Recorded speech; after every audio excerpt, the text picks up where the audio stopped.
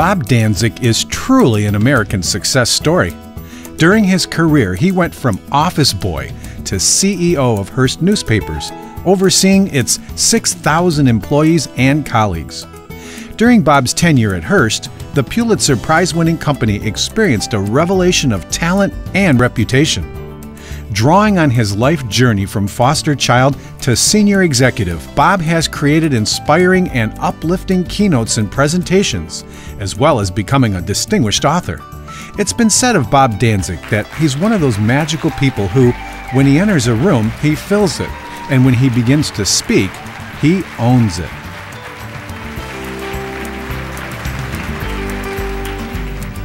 You are worthwhile. You are full of promise. Those two sentences, those 8 words, transformed my life.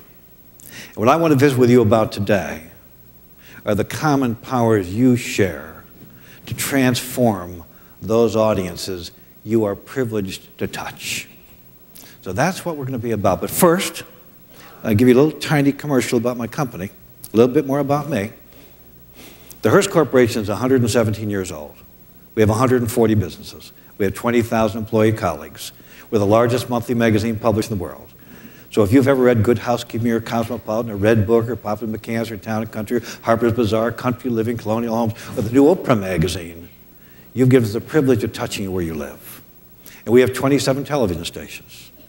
All over the nation, those viewers give us the privilege to touch them where they live.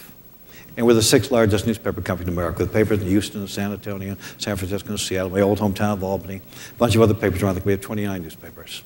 And the only reason I give you that little profile is because I think what drives us as a company drives you. We are simply a place that gathers talent. Talent gives us every single entity we have.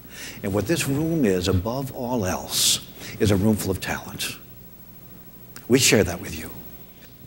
But just as we treasure our talents, we treasure our customers, because they're what give us a business. The talent gives us an entity, but customers give us a business. And when you treasure your clients, you are nurturing your business. I grew up in 5 foster homes. I never had a family. And when I moved from my 4th to my 5th foster home, the social worker on my case, her name was Mae Moore, so I can see her as if you're here this morning. Tall, angular, grayish, blonde lady. And at the end of our little discussion about my moving to this next home, she reached over, she took my hands, and she said to me, I want you to never forget, you are worthwhile. And every time I met with her during that year, she ended every discussion we had with the same comment. Never forget, you are worthwhile. It was like warm milk pouring over me to think that I had some sense of possibility and promise. Now, let me tell you how to get to be ahead of a big company. Step 1 is to get fired from your first full-time job. Because in the foster care system, when you graduate from high school, and I graduated at 16, and I know what you're thinking, this guy must be smart as can be. Graduated at 16, no. See, you know people graduate at 16 because they're smart. Well, when I moved to my 3rd foster home, they put me in the wrong grade. And I just drifted through these grades. So at 16, I got out of high school. Everybody thought I was smart. I wasn't smart. It was just a mistake. So the foster care system got me a room in a house, and they got me a job at a Montgomery Ward store in the wholesale mattress department. And in that department, there were bins full of mattresses with numbers of B4 and C8. And you'd climb up these ladders, and they had catwalks, and the foreman would call up B5. And you'd push that baby off, and it'd come down, and land on a trampoline with wheels. They'd bring it out to a customer. So I went to work there in May. By September, I'm pretty fast up the ladder across the catwalk. It was a Friday afternoon, and the foreman, I swore he said C8.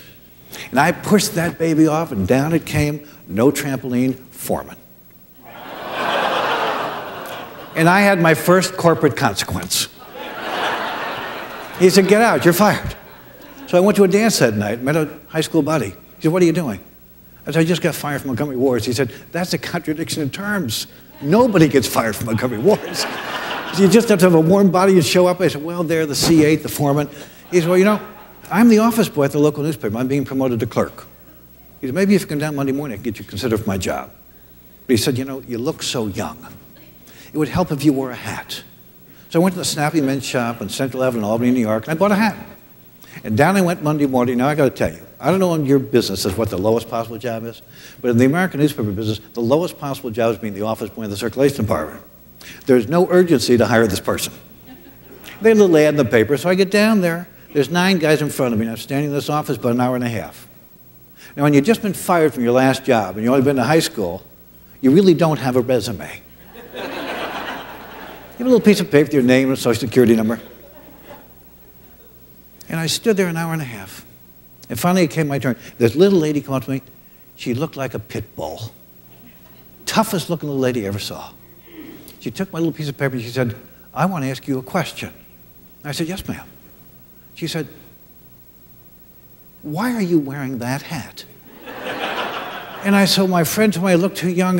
She said, but you've been in this office for an hour and a half. When you're in an office, you're supposed to take your hat off. And I said, I never had a hat before. I didn't know what to do. I'm convinced she hired me because I didn't know how to take my hat off. But that little lady, Margaret Mahoney, did something someone has done in your life.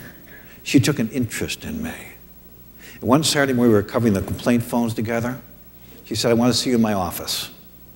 I said, my God, I'm going to get fired twice in 4 months. But in I went, and I sat down with her, and she said, I've been the office manager for 15 years. She said, I've been observing you. And she said, I want you to know, I believe you are full of promise. It was like a tattoo on my spirit to hear those words. You are full of promise. As I went off to college nights for 6 years, I went off to Stanford University on a journalism fellowship, and as Nancy said, 19 years later, I was the head of the newspaper, and a few years later in New York, the head of the company. I've never stopped hearing her words. And when you share the gift of your words, you etch them on your audiences.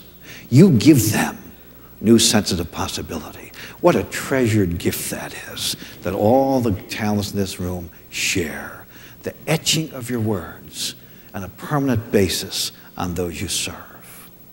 But if you're lucky enough to have a few people cross your path, and at that moment you're open to receive them, they profoundly influence your life, all right? I've often thought about this, about what would have happened if Mae Morris and Margaret Mahoney hadn't touched me. You are worthwhile, you are full of promise. I think about that.